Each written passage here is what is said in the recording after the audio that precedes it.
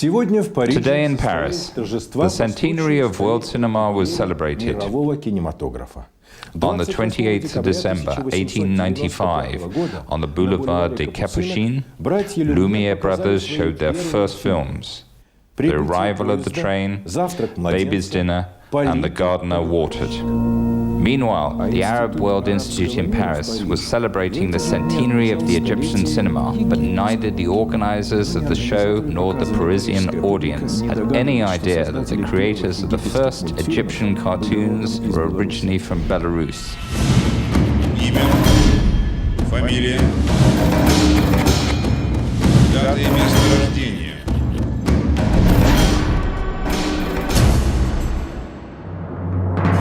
In Russia, the beginning of the 20th century was bloody, a humiliating defeat in the Russian-Japanese War, interreligious unrest and revolutionary agitation. Armed groups increasingly used rifles and explosives. Riots took place in Russian towns and villages. Pogroms are violent mass actions against any group of people based on religious, ethnic and racial grounds, instigated as a rule by extremist organizations or the police, often accompanied by the destruction and looting of property, rape, torture and killings. Pogrom is a Russian word, but in the course of time it has become an international one, as well as satellite or vodka. Pogrom is in all languages. Pogrom. Rechitsa is a town in southern Belarus. At the beginning of the century, there was a large Jewish community. Jews were known to be craftsmen, carpenters, tailors, and shoemakers. Carpenters decorated the windows of Rechitsa houses with carved frames. These things seemed to be useless, but they looked nice. In 1905, pogroms struck Rechitsa. Everything started with the breaking of window glass in the houses. Then the holes in the windows were stuffed with pillows. But in small towns such as Rechitsa, glass used to be replaced quickly. There was a reason for that. The community were very good friends, regardless of whether they were Russians or Belarusians. If for some reason a neighbor had to follow the demands of the Black Hundreds, the Union of Archangel Michael, he tried not to offend his neighbors. When there were pogroms, he ran ahead and apologized, saying that he would break windows. Then he put the glass back. He eventually broke a window, and the hundreds went on. Next day, he came back to the neighbors and replaced the windows. There were bloody clashes, which sometimes ended in murder. There were also cruel pogroms. People were killed.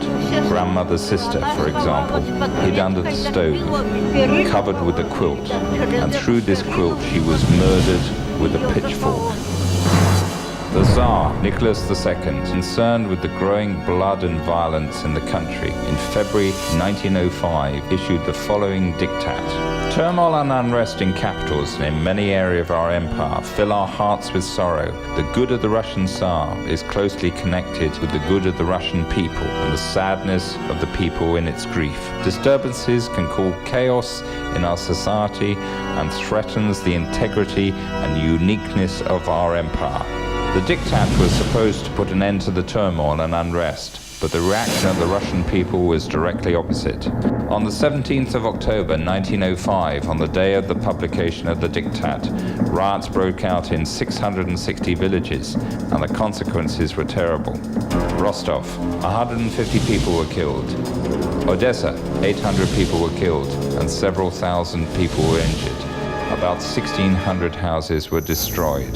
The exodus of the Jews from Russia began. Amongst those who left their homeland in 1905 were the Frenkel family from Rechitsa.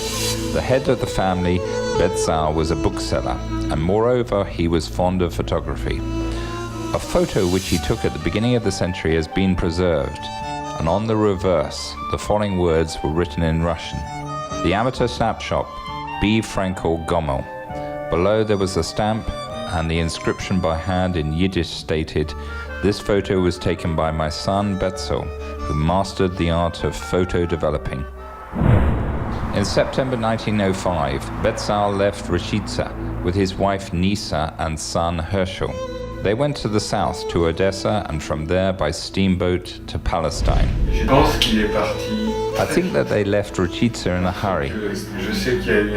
It happened in September 1905. I found their arrival documents for Palestine.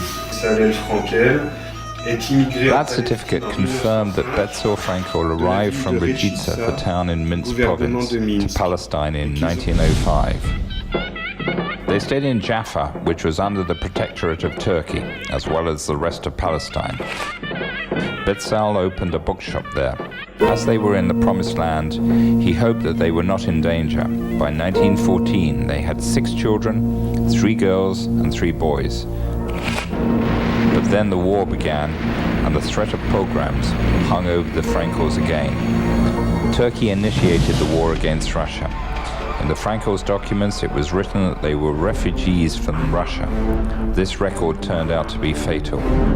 As Russian people were considered to be potential spies, they were expelled from Jaffa, Tel Aviv, and other cities on the 27th of November 1914.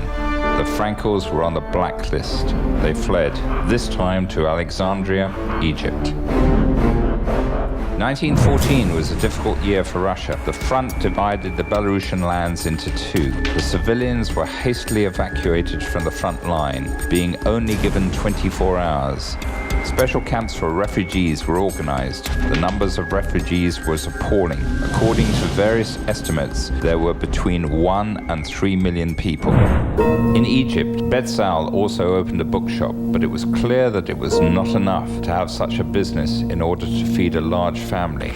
The eldest son, Herschel, was fond of the American cinema. His idol was Charlie Chaplin. The fate of his heroes was very similar to one of their family. Herschel even wrote a letter to Chaplin asking to take him to his acting troupe. David, the second son of Betzal, was a talented draftsman. His drawings and cartoons were often printed in the Egyptian newspapers. The third son, Solomon, had golden hair. Being very smart, he showed his ability in engineering, mechanics, and electrical work. There were hardly anything that he could not fix, from a stove to a tractor. Anyhow, his sons could earn a living, but the family lived in poverty. In Alexandria, David was very lucky to meet Professor Stolov, a famous teacher of drawings and paintings, who taught the technique of Chinese lacquer painting. In the 30s, the style Art Deco was extremely popular. It also perfectly combined with the art of the East. Thus, a Jewish family from Belarus successfully mastered techniques of Chinese painting in Egypt. Such a mixture of cultures appeared to be extremely fruitful. Brothers Frenkel began to paint furniture and very quickly became very popular in Alexandria and then in Cairo. The height of their success was the gold medal of Agricultural and Industrial Exhibition of Egypt in 1936. The highest award of the main exhibition of the country attracted the attention of very influential people. Senior officials lined up for the elite furniture, which wore the branded inscription, Frenkel, Cairo. After all, the king of Egypt, Farouk, ordered the Frenkel's furniture. Farouk I, king of Egypt, born in 1920, came to the throne in 1937 at the age of 17, the representative of the dynasty of Muhammad Ali. Farouk's wife, Queen Farida, got a divorce and was removed from the throne in November 1948. Due to the fact, having brought into the world 3 daughters, she was unable to give birth to an heir. Then King Farouk married Nariman, an ordinary 16-year-old girl. Prince Ahmed Fahd was born from this marriage. The defeat of Egypt in the war with Israel in 1949 and the tension in relations with Great Britain led to the fact that in July 1952, King Farouk abdicated.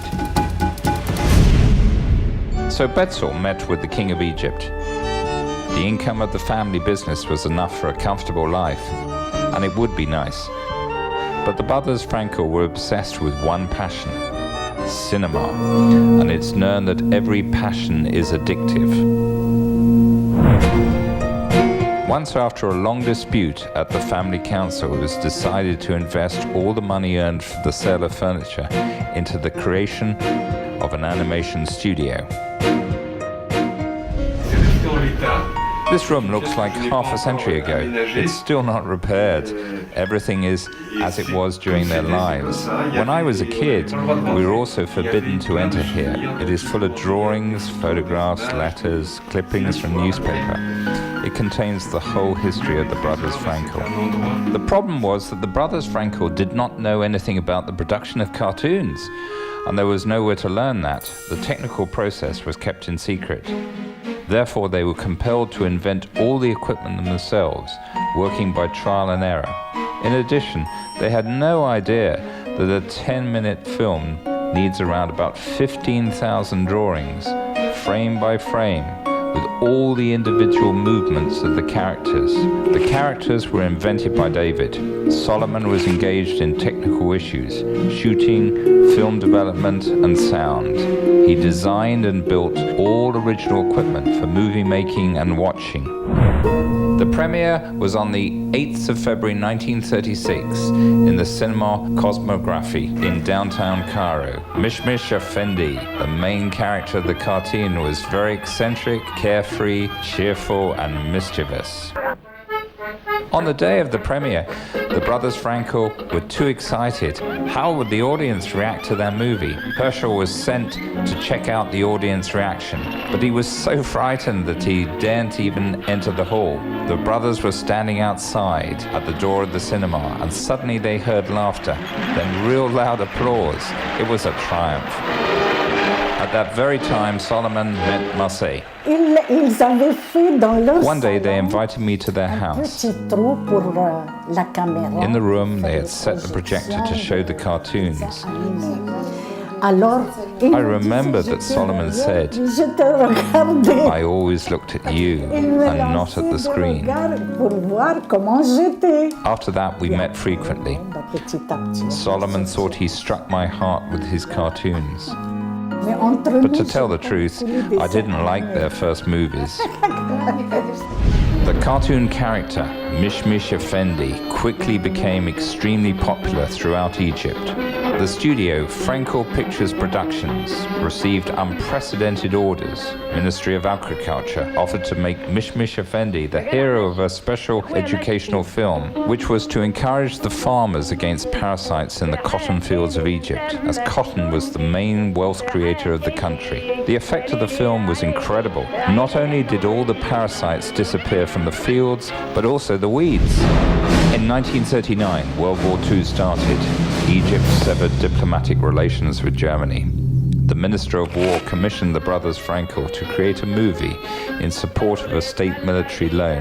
Mishmish Effendi created a surge of patriotic feelings amongst Egyptians and helped to raise funds for the modernization of the army. The film was called National Defense. Thanks to his resourcefulness and optimism, brave Mishmish led Egypt to the victory over the enemy. He invented new weapons which were capable of destroying any equipment of the enemy with one click.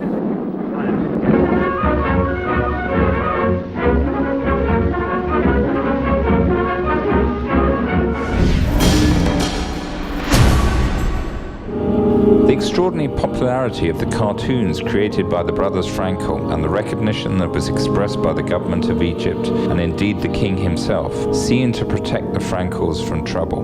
But in 1948, everything changed. The defeat of Egypt in the war against Palestine intensified nationalistic feelings in the country. The revolution was coming, and the fear of pogroms again hung over the Frenkels. Many Jews lost their jobs. The Egyptians took away their large stores. Companies were confiscated. And the people lost everything. In 1949, thousands of Jews began to leave for Egypt and go to France, England, America, and Israel. We had to sell everything very cheap. I could not cry, I could not speak. My throat was choked, it was awful. They moved to France and settled in the suburbs of Paris, Montgeron. Now Didier, Betzel's grandson, lives here. When we were kids, this door was taboo for us, and although we were not told directly about that, we knew that it was strictly forbidden to open it. So we all thought the treasures were hidden there.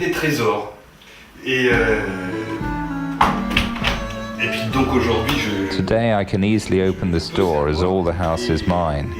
Really valuable things that are left over from my grandfather are preserved here. This is his mug. Only my grandfather could drink tea from it. He drank tea in the Russian manner, biting off pieces of sugar. And this is my grandfather's candlestick. Every Saturday evening he lit the candles. I think that this candlestick is also from Rechitsa. All these simple things had great value for them. In France, the brothers also decided to create a cartoon studio, but it was much more difficult to build and attract attention there, as France was known to be the birthplace of the cinema, so things did not go well. Their last work was a film dedicated to the centennial of the waltz of Johann Strauss's Blue Danube. Unfortunately, the customers didn't have enough money to see the work.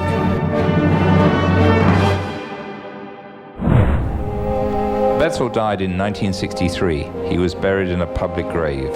He didn't become rich. Money, which they earned in Egypt, was all used to arrange their life in France. Yet it's possible to say that he was very lucky. He died a natural death. He was not killed during the Jewish pogroms in 1905. He was not killed in one of the fronts of World War II, shot during Stalin's repressions, burned in the gas chambers at Auschwitz, or crushed in the ghetto. I remember every Friday he was involved in the family's financial calculations. He put all coins into columns. Coins were yellow and white. He led the accounting for the family. Looking at these coins, I was sure that we had plenty of money, that we were rich, but these were not valuable coins. Betzel often thought of Belarus and Rechitsa. He read the Soviet press. He wanted to come back, but they could not do it. When my parents were born, they were registered according to their father's nationality, my grandfather's, who was identified as a refugee from Russia. And in such a way it was written that the children were also refugees from Russia. I was born in France much later. And although I've never been to Russia, according to my documents, I was a refugee from Russia too.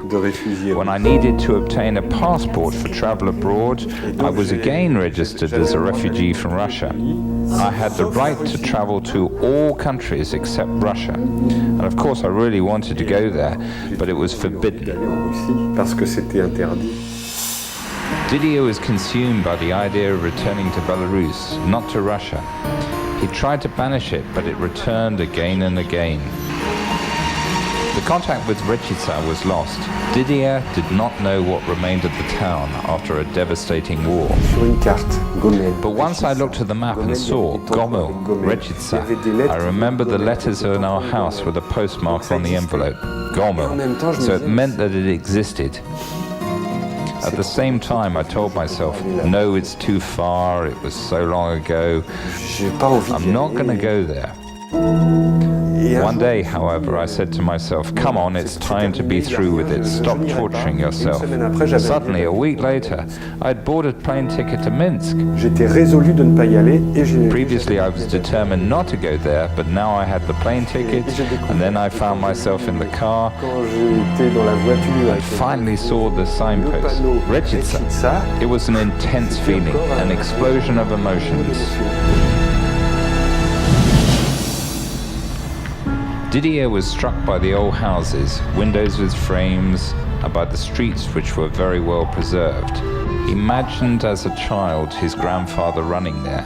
He'd only been there for 3 days, and on one of these days, Didier was invited to the village Holmici, close to Rechitsa, to attend a dedication ceremony for a monument to the villagers who died at the hands of Nazis at the beginning of the war.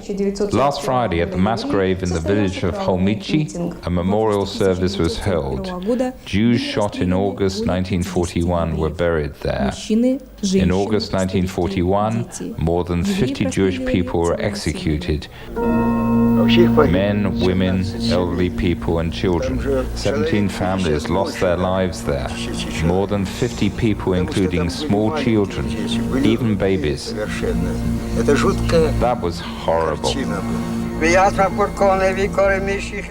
that very day, after lunch at the Rechitsa museum, the guide told me about the history of the city, about the people and life in Rechitsa 100 years ago. It was extremely interesting. I showed the postcard which I had taken by accident on leaving the house. There was something written in Russian. The guide took them and began to read. I suddenly noticed that her eyes had widened. She asked for silence and then translated the text on the back of the postcards. It was sent to my grandfather by his brother, who remained in Russia. The posting date was 1946. He wrote that the war was over, and that he was the only one of the family who was lucky to survive. And then it was written, you know, Raya, my sister, was shot together with 4 children in Holmici. I immediately thought of a witness who told me that morning about a woman who was shot with 4 children. The same story was described in the card. This woman was real.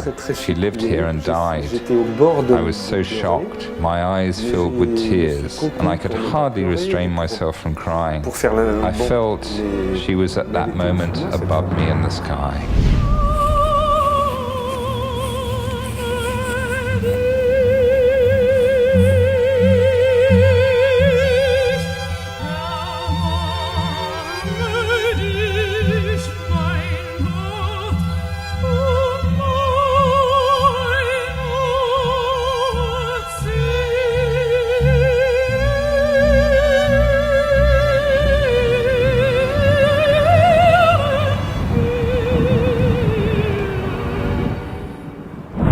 In 1995, the year of the centennial of the cinema, Didier accidentally discovered old boxes with films in the attic of his house.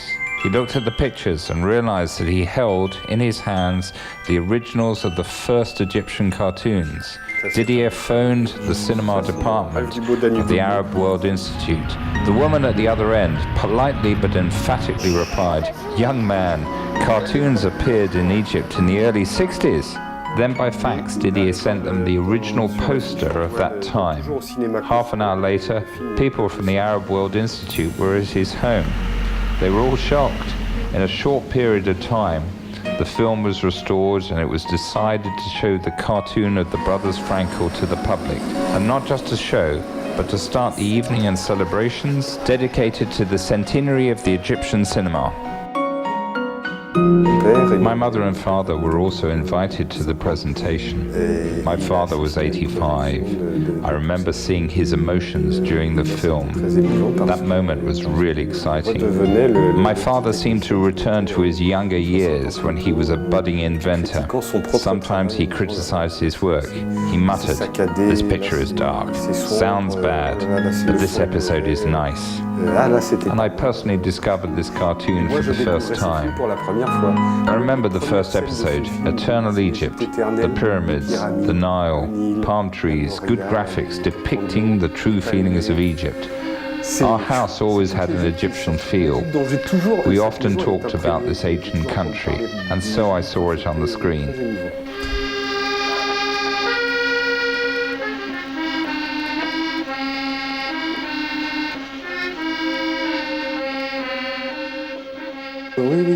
Des drames. Yes, their life was full of drama. Je pense que c'est la foi. La foi. I think that faith helped them, deep faith. Oui, c'est ça. Je pense que c'est ça. Et ils étaient optimistes. And yet they were very optimistic. Même devant Even in times of awful disaster, cursing the fates, they helped each other. The Arabs have a concept, maktub. It refers to a predetermined course of events. All your life is recorded in advance. All events, incidents, meetings and partings. Everything that should happen is written and predetermined. And by whom is it written? God, I think. And would you like to change your destiny? Yes, I'd like to, but I can't.